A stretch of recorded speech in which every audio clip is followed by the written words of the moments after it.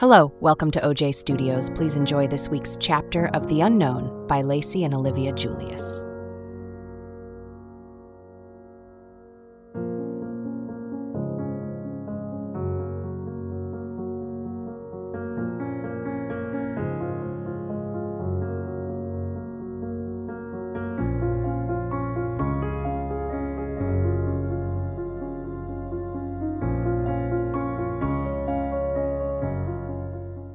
I woke up disappointed that I was still in the body of a girl.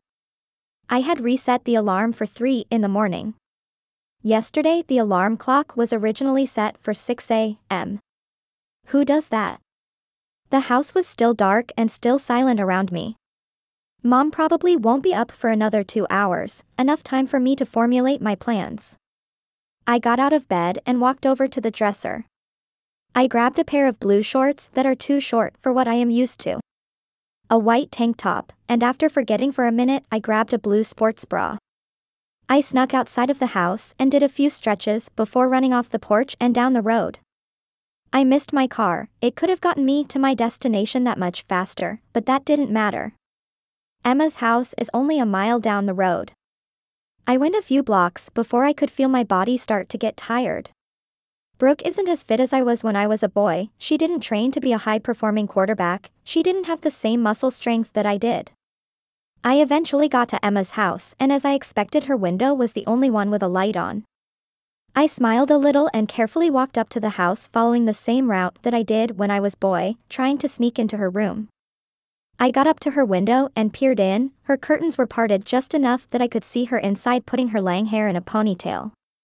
She was just wearing her pink and white sports bra and black jogging pants. She was getting ready for her morning run. The same run that she and I used to do every morning. "Hello, Tyler," I heard a worn-out old woman's voice say behind me.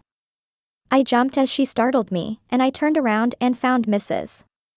Whitaker standing there.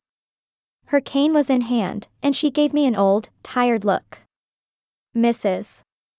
Whitaker," I stammered, taking a step back. I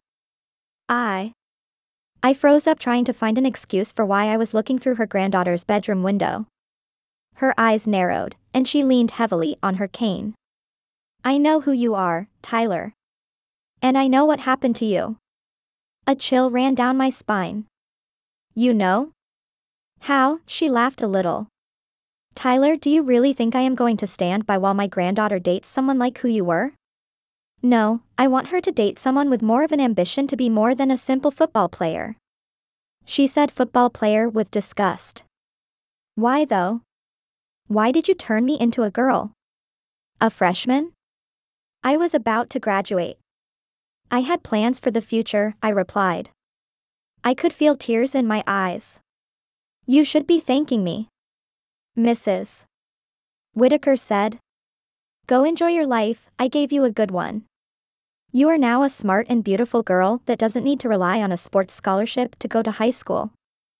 "You ruined my life," I choked out, feeling the tears streaming down my face. "You took everything from me." Mrs. Whitaker's expression hardened. "I did what I had to do, Tyler. Or should I say, Brooke? You were a distraction to Emma, and now she can focus on her future without you holding her back." I clenched my fists, my anger and frustration boiling over. "You had no right to do this to me." She shook her head, her eyes cold and unyielding. "You don't understand now, but one day you will. Emma needs someone who can help her achieve her dreams, not someone who will drag her down." I took a step closer, my voice trembling with rage. "Change me back. Right now." Mrs. Whitaker sighed, looking almost pitying. "I'm afraid it's not that simple, dear. The magic I used is ancient and powerful. The spell is irreversible." My heart sank at her words. Irreversible? No. There must be a way. Please, there has to be a way. She shook her head again. "I'm sorry, Tyler. This is your life now. You need to accept it and move on."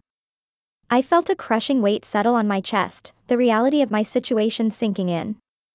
"I can't just move on," I whispered. I can't live like this. Mrs. Whitaker's expression softened slightly. You are stronger than you think, Brooke. You will find a way to make the best of this.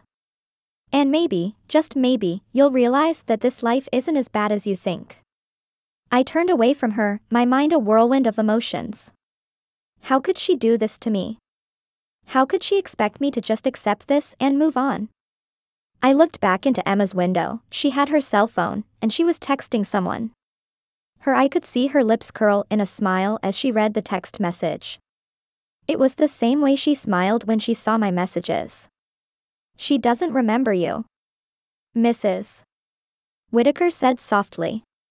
To her, you're just another face in the high school hallway. I'm going to fight you on this. I whisper, I will get my life back. You can try. Mrs. Whitaker said with a laugh. But sooner or later you will find being a girl isn't that bad. I've been a girl for 84 years and I know it's way better than being a boy.